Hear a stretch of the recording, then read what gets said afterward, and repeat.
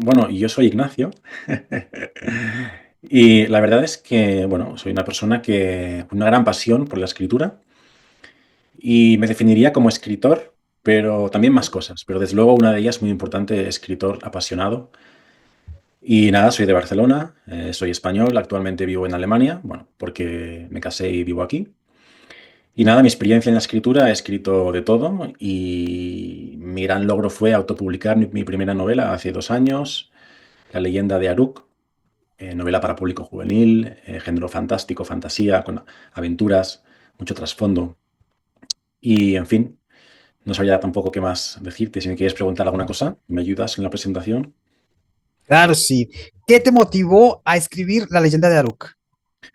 Bueno, pues lo que me motivó a escribirla un poco es mi vida, mis experiencias, ¿no? Pero sobre todo aquellas experiencias de mi vida que yo considero tan importantes y tan interesantes. ¿Pero por qué son importantes? Son importantes porque hay una lección aprendida por mi parte, muy importante, que me ha hecho crecer, ¿no? Entonces, ese crecimiento, ese descubrir, ese aprender, es lo que quiero transmitir o sí, plasmar en un texto narrativo, en una historia, con sus mensajes, con sus personajes, para explicar un poco al mundo qué es lo que yo he aprendido y cómo he crecido como persona a través de un arte que es escribir, que es mi gran pasión. ¿La leyenda de Aruk tiene como algún mensaje particular que tú quieras transmitir? Bueno, tiene varios, que yo creo que es un poco un fallo de escritor novel, que es querer explicar demasiadas cosas en una sola historia. Porque una cosa que yo aprendí con el tiempo, que considero que, igual me equivoco, pero considero que es un fallo, querer explicar demasiado en una sola historia. Y la leyenda de Aruk tiene muchos mensajes que se diluyen un poco precisamente por este. Pero sí, el principal mensaje sería eh, cómo una persona cuando es adolescente, 13, 14, 15, 16 años, cómo va descubriendo la vida y cómo transita de esa niñez a una adultez joven, ¿no? Es ese pasar de niño mayor a adulto joven, ese descubrir la vida a través de esa adolescencia. Perfecto. Así, en grandes términos, como en resumen, ¿cómo fue el procedimiento de llevar La leyenda de Aruk a la autopublicación?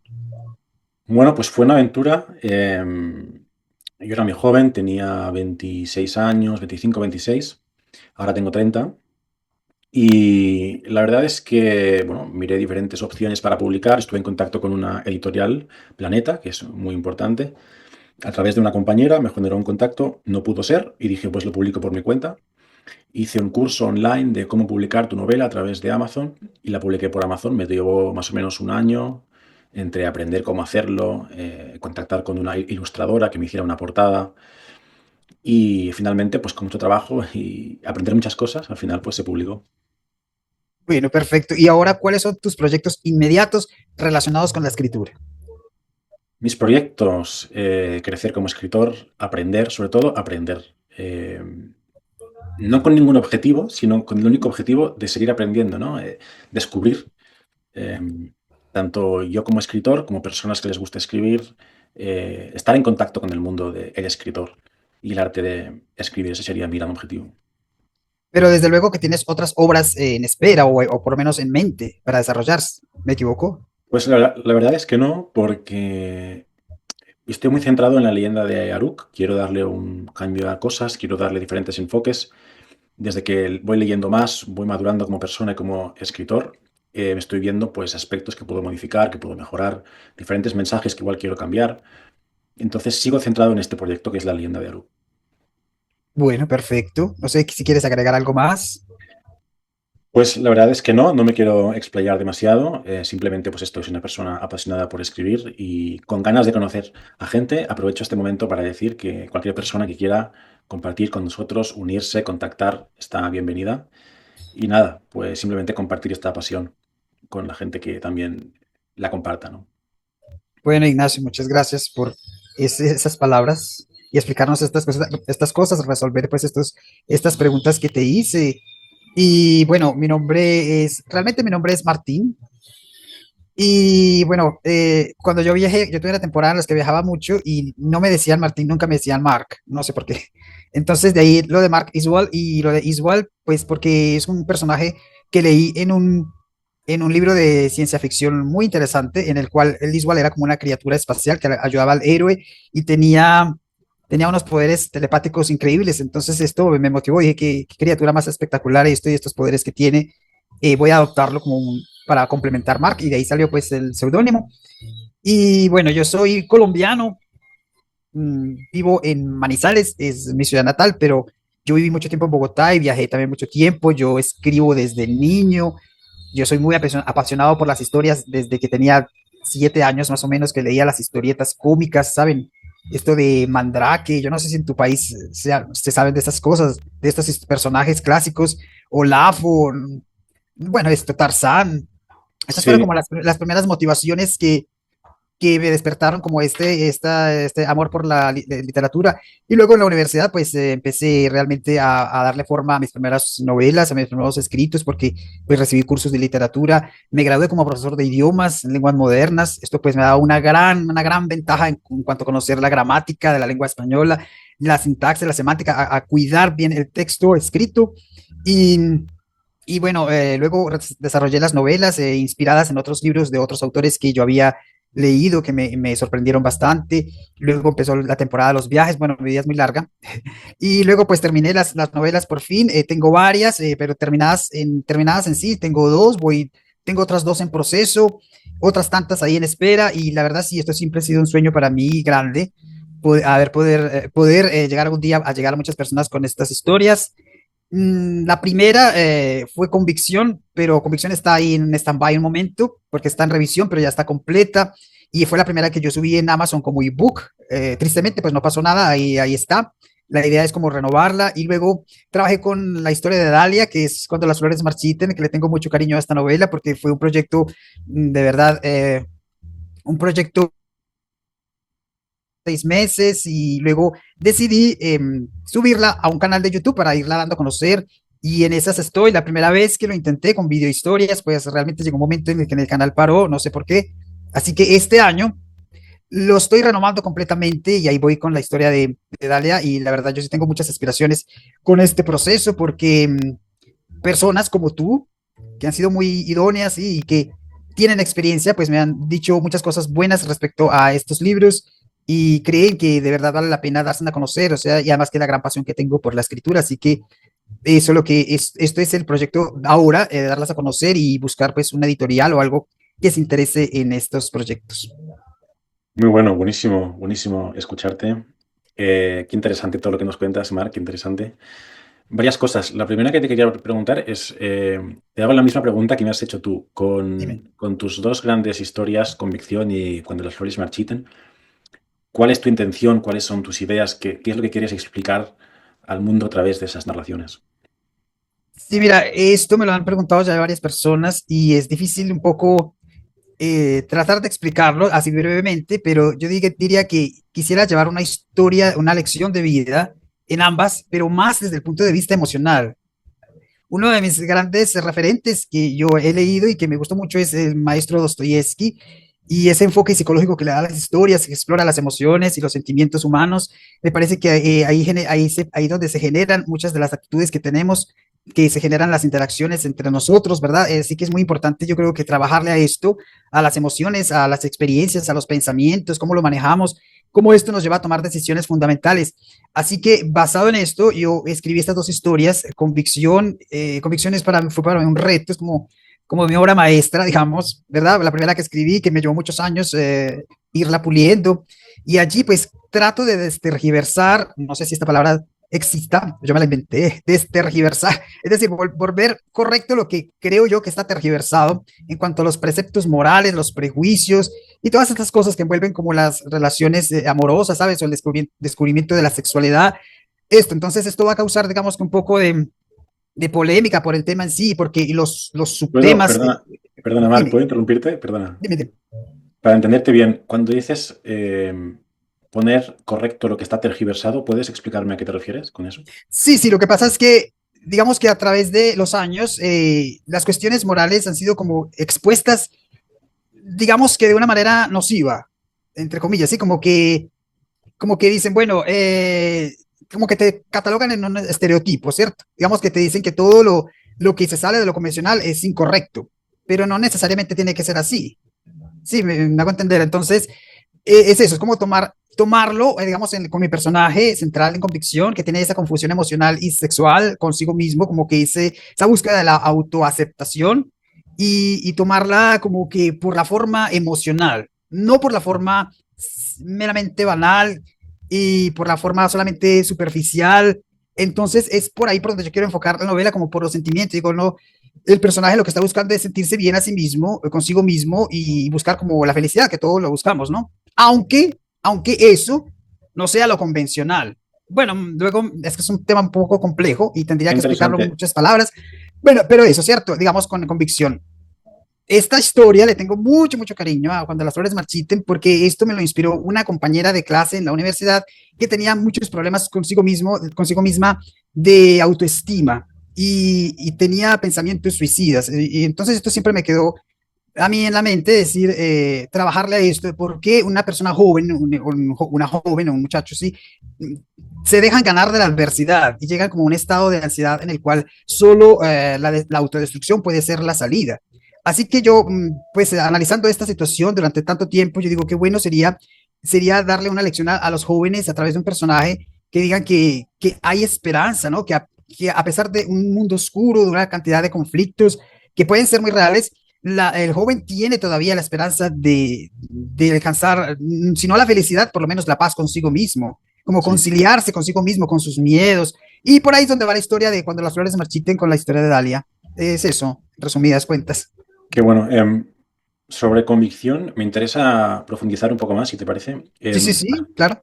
Has comentado el tema de las convicciones sociales, lo que se espera moralmente de la sociedad que debe hacer el individuo, y consideras que hay aspectos que a veces van en contra de esa moralidad que se espera de la sociedad. Ese es un tema, evidentemente, súper interesante. Aquí sería interesante que nos dijeras en qué cultura te has basado, porque claro, yo vengo de Europa, tú estás en Sudamérica, en Colombia, entonces tenemos backgrounds muy distintos, aunque no tanto. Hay No un tanto. nexo cultural evidente para empezar la lengua, pero sería interesante que nos dijeras, si quieres, cuáles son esas convicciones que tú conociste o que tú conoces o las que te has basado y cuáles consideras que el personaje o pues, que se pueden explicar diferente o que son, como has dicho, que consideras que también es correcto comportarse distinta a esa convicción moral. Exactamente, hablamos de la convicción moral prácticamente, ¿cierto? Pero más de, tú sabes, la convicción es la creencia, la fe ciega que yo tengo en algo o en alguien, ¿cierto? En este caso es el personaje que a pesar de todo lo que le pasa, con ese autodescubrimiento que tiene de su sexualidad, de su emocionalidad, llega a convencerse plenamente de que esa es su forma de vivir. En un mundo lleno de contradicciones, un mundo lleno de censuras, de críticas y de prejuicios que yo diría que están mal enfocados. Es decir, voy a poner en contexto con el personaje, sí, como para que se entienda un poco más de lo que estoy hablando.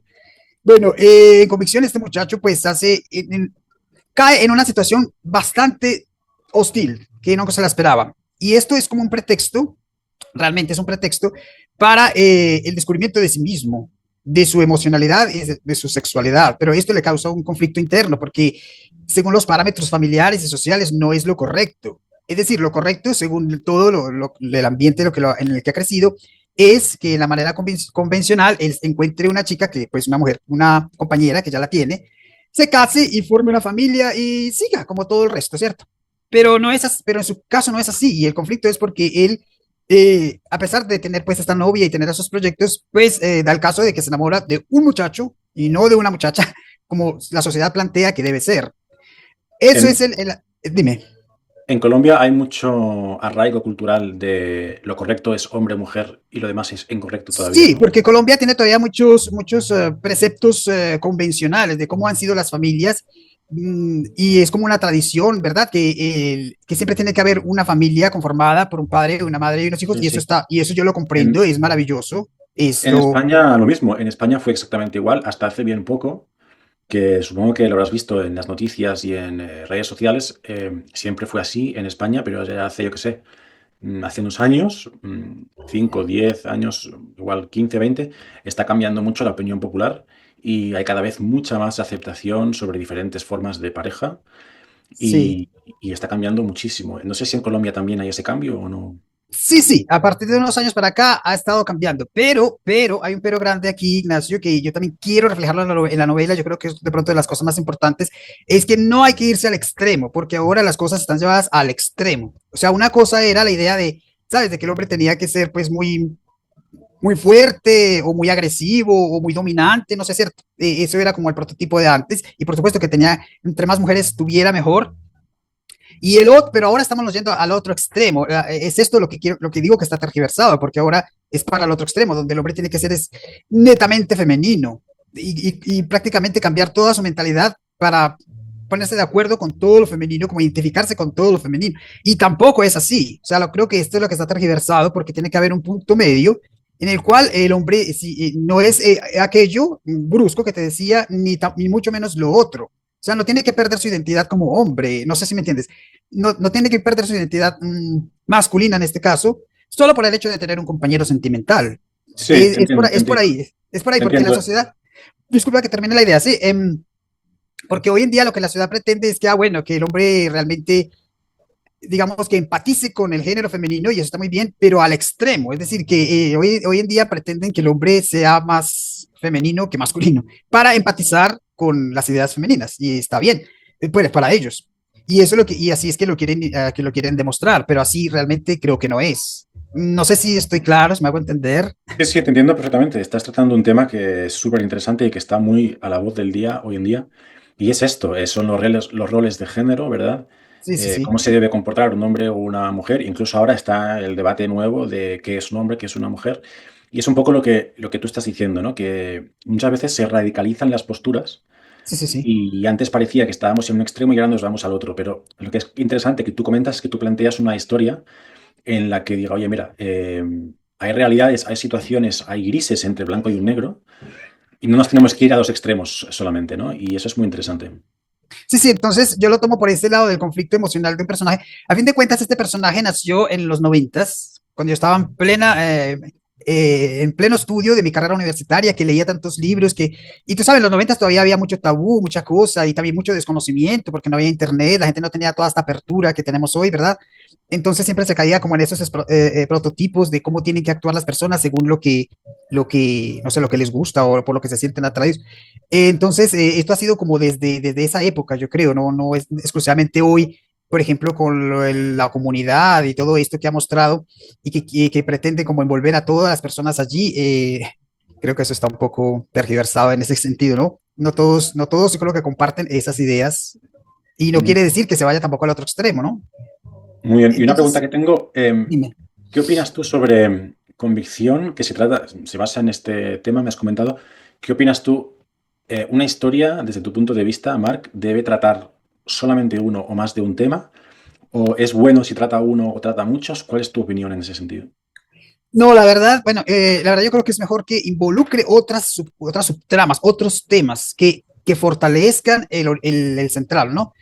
Convicción no solamente el conflicto emocional del personaje central, que se pone como en esa disyuntiva de, bueno, yo realmente yo no sé si quiero o no quiero hacerlo, o si quiero hacerlo, pero me lo impiden estas ideas, las religiosas, las familiares, las sociales, porque creo que no está bien lo que estoy haciendo. Bueno, esa problemática interna, ¿cierto? Pero además de eso, en la novela hay muchos subtemas que están apoyando, dándole vida a este. Y creo que algunos son también álgidos. También hay violencia intrafamiliar, también hay abuso infantil, digamos, que Claro, son son todas temas que cuestiones, van sí, vinculados al tema principal, ¿no? sí, sí, sí, que van a sustentar, y todos estos temas van a sustentar precisamente la idea del protagonista, o sea, como que lo van a justificar. Hay unas leyes, aquí hay unas cuestiones morales tremendas. Digamos, el padre, que es uno de los que más pues se escandaliza con toda esta situación, el que más lo juzga y lo condena, aunque pues mi personaje nunca pierde los estribos, jamás, siempre es él, y esto me encanta, es lo que quería poner así. Este padre que es tan severo, pues en realidad no tiene una moralidad válida, porque tenía una relación extramatrimonial escondida hace muchos años, e engañaba a la esposa, o sea, pues no tenía bases morales para criticar al hijo. Qué Y interesante así, las contradicciones, ¿no? Muchas sí, sí, veces sí. nosotros mismos, ¿no? Las personas abogamos o defendemos unos valores y somos nosotros mismos los propios que los contradecimos, ¿no? La contradicción dentro del ser humano, una de sus características principales, ¿no? Qué interesante eso. Sí, sí, entonces hay unos temas ahí y unos personajes que pueden causar como que estupor, como cómo se le pudo ocurrir a este señor escribir algo así. Para mí fue un reto, la verdad, sí, muy grande. Y otra cosa importante, importantísima, de convicción que me gustó mucho a mí también y que también quería enfocarlo por ahí, es que la historia terminara bien. O sea, que terminar con ese estigma de que todas estas historias de esta naturaleza terminan en tragedia, en muerte, en enfermedad y en cosas terribles. No necesariamente, porque el amor tiene que triunfar como sea, creo yo. No, nada más bonito que triunfe el amor. ¿Tú qué opinas? Sí, sí, totalmente. Es un tema, este es otro tema, el amor. Un gran tema. Yo tengo opiniones sobre el amor. Es un tema muy complicado Sí, sí. porque, bueno, ¿qué es el amor? ¿Qué no es el amor? ¿Qué triunfe el amor? ¿Qué significa que triunfe el amor? No sé, que Es puedes llegar a un estado de plenitud, pero no con los demás, sino más bien contigo mismo.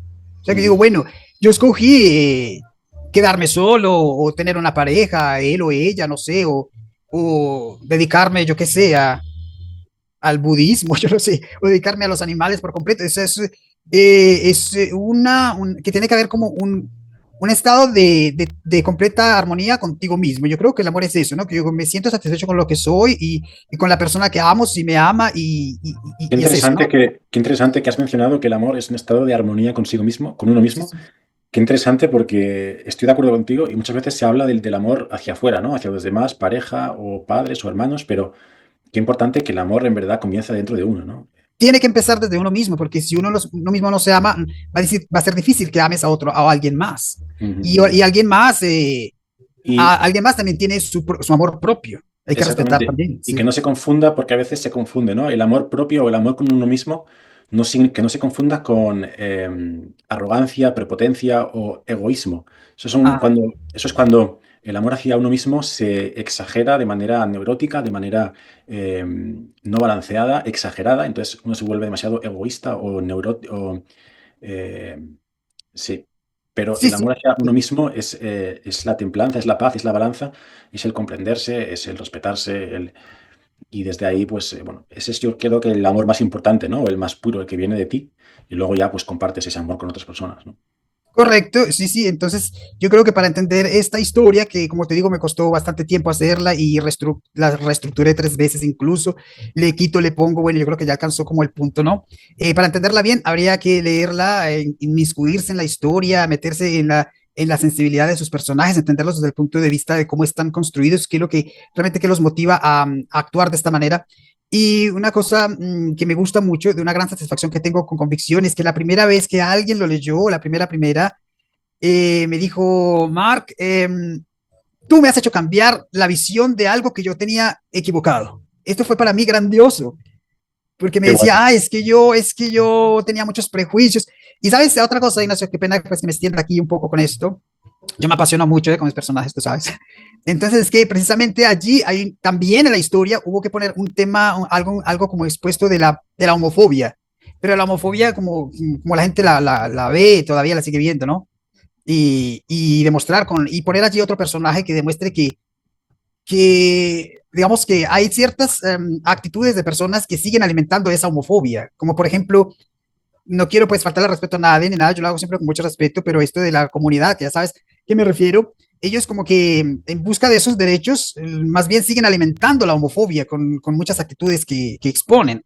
Bueno, es lo que Y comentábamos pues, antes, que sí, el verdadero enemigo es la radicalización de las ideas, porque lo que tú dices, toda la comunidad LGTBI que defienda los valores y los derechos está perfecto, pero cuando se radicaliza esa postura, se acerca más hacia un odio a la postura contraria, y ese odio es el que en el fondo está dañando a su propia imagen, ¿no? Porque entonces la postura contraria también radical, pues entonces entra esa guerra, ¿no? Y no es lo que nos interesa. exactamente. Entonces, me encanta hablar contigo porque tú realmente tienes una mente muy brillante, Ignacio. Yo no sé, yo creo que desde que te conocí, este muchacho realmente es inteligente y se nota en las cosas como las dices. Y ahora que pues me entiendes perfectamente lo que yo voy, ¿no? Esto pues, me complace mucho, Ignacio, de verdad. Es que es muy difícil que, bueno, para empezar, gracias por, por los elogios. Eh, No, no soy tan inteligente, soy una persona normal. Pero es muy interesante lo que estamos comentando porque es muy difícil, yo creo que a veces nos cuesta como seres humanos encontrar el punto medio, porque parece que desde el teléfono y la televisión, los medios y Internet, parece que nos quieran radicalizar, ¿no? Oye, estás en este lado, estás en el otro, ¿no? En realidad, las personas humanas tenemos experiencias que no están ni en un extremo ni en otro. Tú puedes tener una opinión sobre las cosas y no tienes por qué solamente pensar como, si viene una persona, lees un libro, tienes una experiencia que te haga entender otras cosas, pues puedes variar un poco tu opinión o puedes opinar, puedes ver los dos lados de la cara de la moneda, no hace falta que esté solamente todo de un lado, ¿no? Y ese punto medio, esos grises entre tanto blanco y negro, es lo que echamos de menos en general en el mundo público o porque en verdad existe ese punto medio, pero parece como que no se ha de a conocer o que nos quieran radicalizar, no sé, está el mundo como muy, ¿no? Sí, sí, Gracias, tienes razón. Y para ir cerrando pues este tema de convicción, esto, la verdad yo no quisiera como que alguna vez las personas me encasillaran siempre por ahí, como que él solamente habla de estas cosas. No, yo creo que tengo pues una capacidad creativa importante y por eso pues mi otro proyecto, el de 313 que te he comentado, ya no tiene nada que ver con esto, porque ya me meto como en la zona del terror, del thriller, del suspenso, que es un gran reto para mí. Entonces yo creo que en eso se basa la creatividad como escritor, que seas capaz de ponerte en diferentes situaciones y crear personajes diversos cada vez. ¿Te parece? Qué bueno. Sí, sí, totalmente, totalmente. Es como la habilidad del actor que pueda representar a diferentes caracteres, lo mismo la habilidad del escritor, ¿no?